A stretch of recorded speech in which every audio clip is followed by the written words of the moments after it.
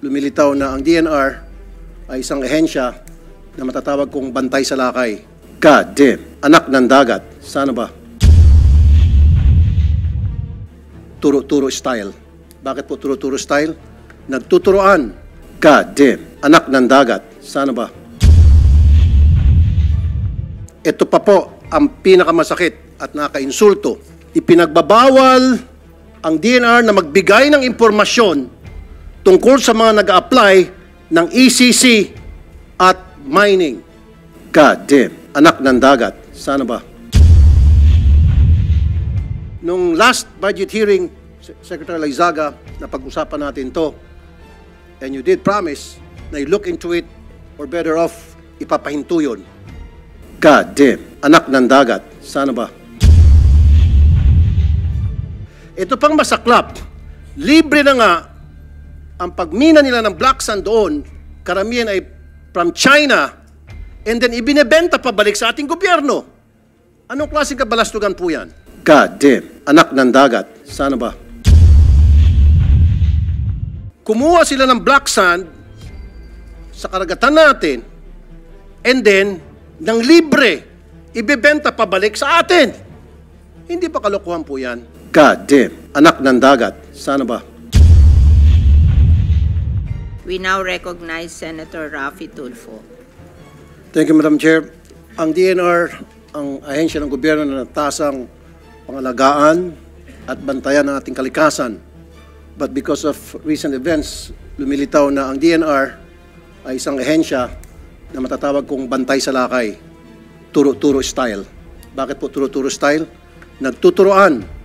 Kapag kami po ay tumawag sa DNR para mag-usisa, mag-imbestiga tungkol sa mga illegal structures, tungkol sa mga paglapastangan sa ating mga kalikasan, nagtuturoan.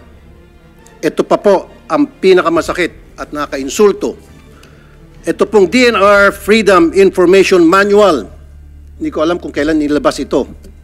Na kung saan ipinagbabawal ang DNR na magbigay ng impormasyon tungkol sa mga nag-a-apply ng ECC at mining. God damn. Is this of national security concern? Kaya bawal sa inyong Freedom of Information Manual, bawal kayo magbigay ng impormasyon tungkol sa mga nag-a-apply ng ECC at mining permit. Unang lumabas itong kalokohan sa Bohol, Chocolate Hills. After my exposure, nakatanggap ako ng maraming sumbong tungkol sa paglalapastangan naman ng kalikasan sa Digos, Davao. 97 na mga structures na naitayo doon. Out of those 97, there are few na na-issue ng ECC. But marami doon ang hindi pa. At patuloy pa rin nagpapatayo ng struktura. At nang tumawag po kami kung anong gagawing hakbang ng DNR, we were told, bigyan daw ng 2 years palugit para pagdesisyonan nila kung isasara ba ang dapat isara o hindi isara ang dapat hindi isara. Again, hindi ho ba kabalastugan na naman yan? Now, meron naman po ako natanggap na sumbong sa Bohol pa rin. Ito po ang isang shipyard na kung saan 19 hectares po na mangroves ang sinira para mapagpatayo ng shipyard doon. Now, alam ko na ipinagbabawal ang pagputol ng mangroves. Base po sa Republic Act noong 1990. Pero bakit po pinayagan ang pagpapatayo ng isang shipyard sa Bohol? Bakit po nabigyan ito ng ECC? Ngayon, magkaharap-harap tayo. Sana wag ko kayo magturuan. Dahil it will be an insult to us here, Senators, na in front of us, magtuturuan pa rin kayo. And I'm happy na nandito Secretary Yulo Loizaga, na I'm sure yung mga katanungan ko namin tungkol sa paglapastangan sa ating kalikasan ay masasagot na maayos. Black sand mining sa Zambales. Nung last budget hearing, Secretary Laizaga, na pag-usapan natin to, and you did promise na you look into it, or better off, ipapahinto yun. Anak ng dagat. Sana ba? Tuloy-tuloy pa rin ang paglapastangan sa ating black sand sa Zambales.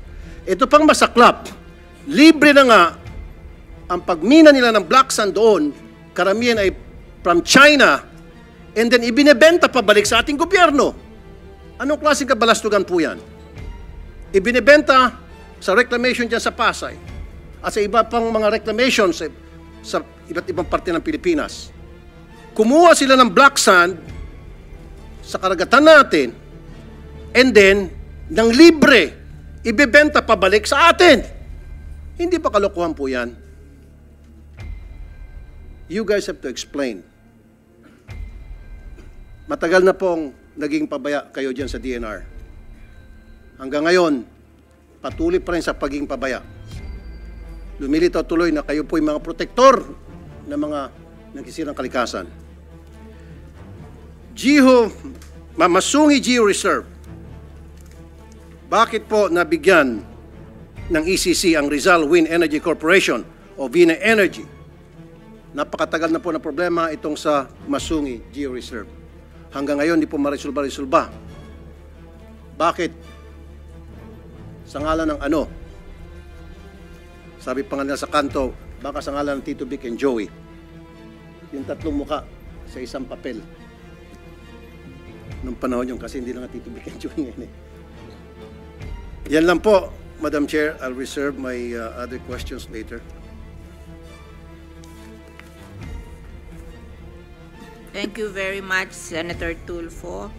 I wish to acknowledge the presence of Senator Padilla. Thank you. And meron daw opening statement po, virtual opening statement si Senator Bongo. We acknowledge Senator Bongo.